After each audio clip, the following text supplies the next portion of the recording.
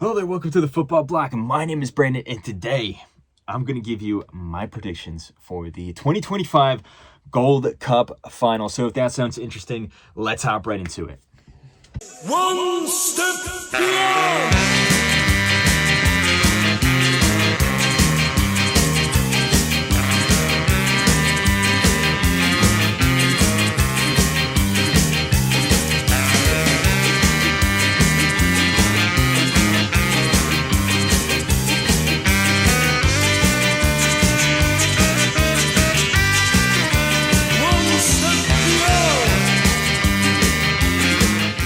So the Gold Cup Final is finally here. We only have one match left before we crown the Kings of North America for the year of 2025.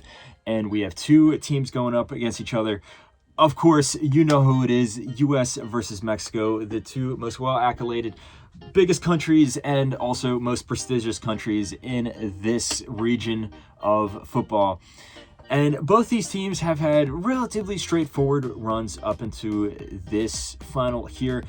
But in the general context of the football world in North America and just world football in general, both of these teams have a lot to prove. So this matchup should be very interesting, should be very fun to watch.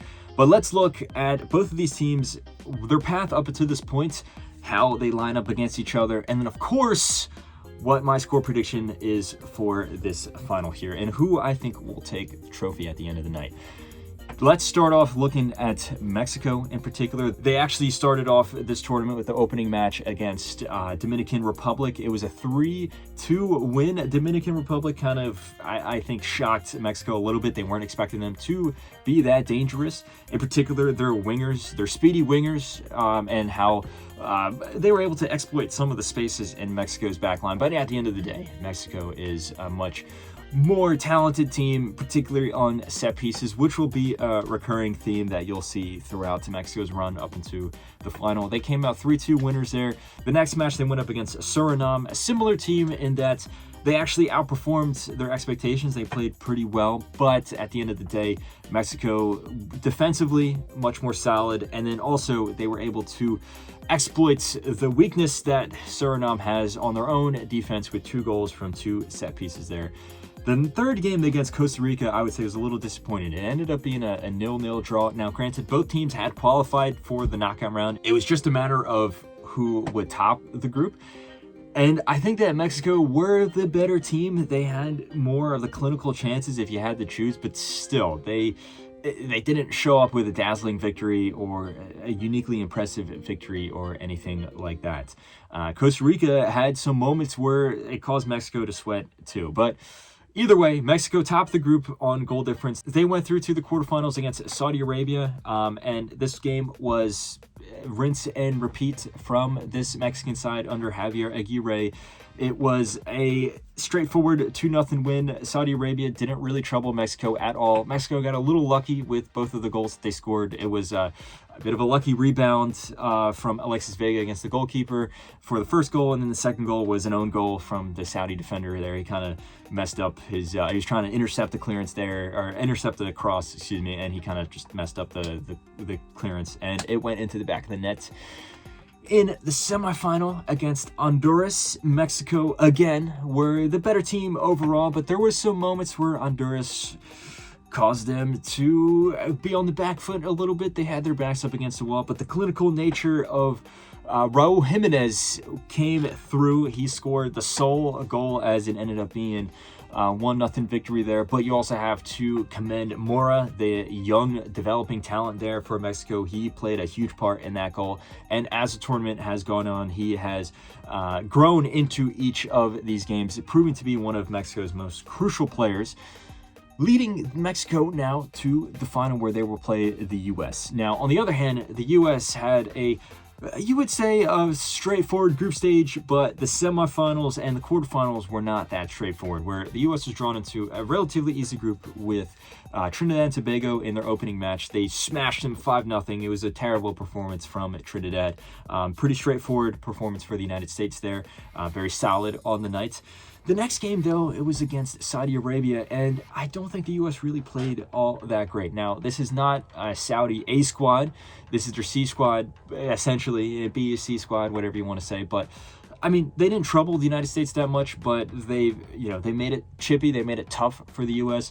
They scored with a goal from Chris Richards, who's been having a pretty good tournament overall, and that was the sole goal of the game as well, leading the U.S. to the next game against Haiti. And this was a match where I was actually kind of disappointed in the U.S. performance there, where they opened the score, but then they kind of just, looked like they gave up, essentially. Haiti was able to score an equalizer after an error from Matt Freese, and they had some pretty dangerous chances, but the superior talent that the U.S. has just kind of shown through, especially against a team like Haiti, where there is such a massive talent gap, and they ended up coming out 2-1 winners. So they topped the group, but it really wasn't the most convincing in terms of performances. But, they got all 9 points. They got 3 points in each of the games that they had to, leading them to the quarterfinals against Costa Rica, who had been playing very well up until this point. And you could see, because this game was very, very close. It ended up being 2-2 on the night. Costa Rica actually scored first after a defensive error from Matt Arston. He gave away a very idiotic penalty, and then Calvo stepped up and scored. But then Arston redeemed himself with creating the equalizer for Diego Luna, and then he also scored the second goal after a very, very impressive build-up play for that goal there. But then after that, the U.S. had all the momentum on their side. They were playing great, but then they kind of just took their foot off the gas pedal there, and they let Costa Rica back into the game, and they were able to equalize, making it 2-2, sending the game to extra time, or to penalties, because there's no extra time in the Gold Cup stages before the final. And Matt Freese made up for his mistake against Haiti, and he showed up big in the penalty shootout, sending the U.S. through to the semifinals. They went up against Guatemala, one of the starlings of the tournament there, one of the underdogs, and it was a very tight game, but the U.S. were clinical in the moments where it mattered. Diego Luna popped up with a wonderful brace within the first 20 minutes of the game, and the U.S. was able to hold on to that victory, even as Guatemala scored in the second half, and then things got a little dicey at the end, but the U.S. ultimately were able to hold on, making it to the final. When you look at these two teams, how they line up against each other, obviously there is a long and historied rivalry between these two teams for many reasons. Obviously, there's the sporting reasons where these are the two best teams in CONCACAF, the two best teams in North America. Specifically within the Gold Cup, they have won almost every single Gold Cup with the exception of one. They're pretty close. It's evenly distributed as well. It's not like one team has far more than the other. Mexico does have more, but it's still pretty close. Then there's also history and the political reasons between these two countries, both in the past and currently. So these matchups are always very, very eventful. Sometimes there's a lot of fouls, red cards, yellow cards, fights, comments before and after the games, stuff like that. And I think that this game will be just as eventful as the ones in the past. Now, historically, though, over the past few years, the U.S. has dominated this matchup. If you look at, from 2021, 2022, 2023, and 2024, for the most part, the U.S. just dominated the games against Mexico. They were on a winning streak, an unbeaten streak. But the last time that these two teams played each other, it was actually Mauricio Pochettino's only second game in charge for the U.S. national team, and it was one of Javier Aguirre's first games in charge. Mexico came up with a convincing 2-0 victory against the United States. Very impressive brace from Raul Jimenez there. It was not the top squad for the U.S. though, so that's very interesting how leading into this game, it's a very similar Mexico squad, and also a very similar U.S. squad, where this is not the top U.S. squad. We don't have Weston McKennie or Tim Weah. They're at the Club World Cup. We don't have Pulisic. He's not with the team for personal reasons because of the long season he had with AC Milan, and there's a whole controversy about that. But this is still, a team with some starters, you have to say, for the U.S. So it'll be very interesting to see how this group of players, how they rally around the coach to play against Mexico. Because in the past, under Greg Berhalter, even when the U.S. wasn't playing great, they were able to rally around the coach for the games against Mexico. It seemed like that was the games that they really only cared about, if you really want to, be harsh on them. But I don't know if that's going to be the case with Mauricio Pochettino. He hasn't been there for long enough to really imprint his style on the team, in my opinion. And also, I haven't been the biggest fan of Pochettino and what he's done with this team. As an American myself, I don't think he's been just that convincing. On the flip side, Mexico has been very solid in terms of their team mentality. We saw how they won the Nations League earlier this year.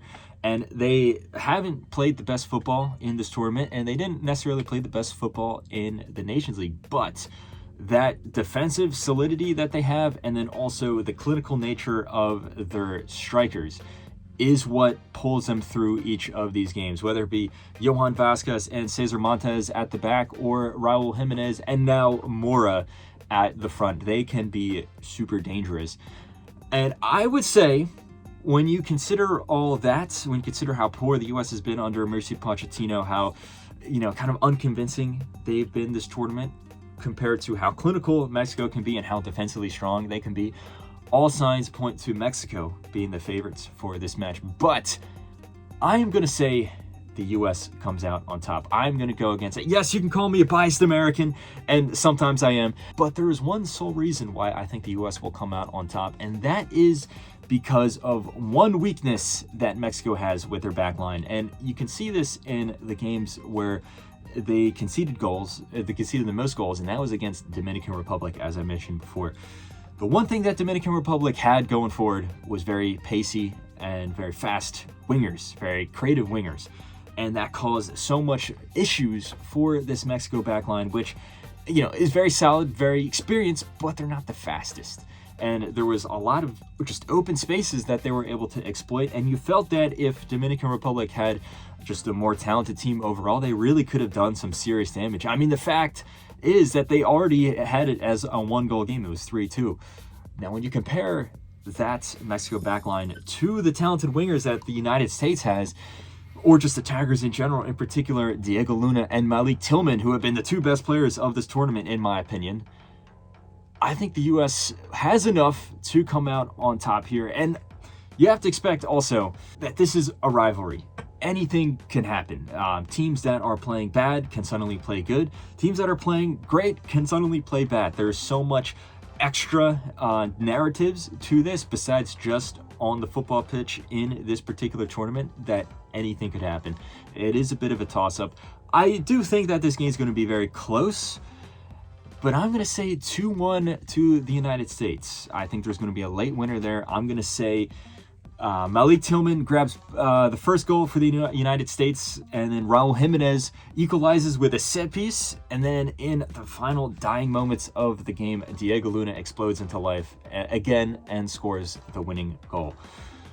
Let me know what you think of this match here, this Gold Cup final. Do you think that I'm a biased American? Do you think Mexico is going to convincingly win just because their defense is so much stronger, and then Raul Jimenez is going to pop up with the crucial goal there or something like that? Do you think that do you agree with me that the United States is going to come out on top, or do you think that this is going to be a dull game? It's going to be super boring and it's going to be 0-0. It's going to go to penalties. Let me know all your thoughts in the comment section below. Don't forget to like and subscribe. Share this video with a friend. Follow the Football Bloc on social media. But anyway, guys, my name is Brandon. This has been the Football Bloc, and I hope you have a nice rest of your night. One step beyond.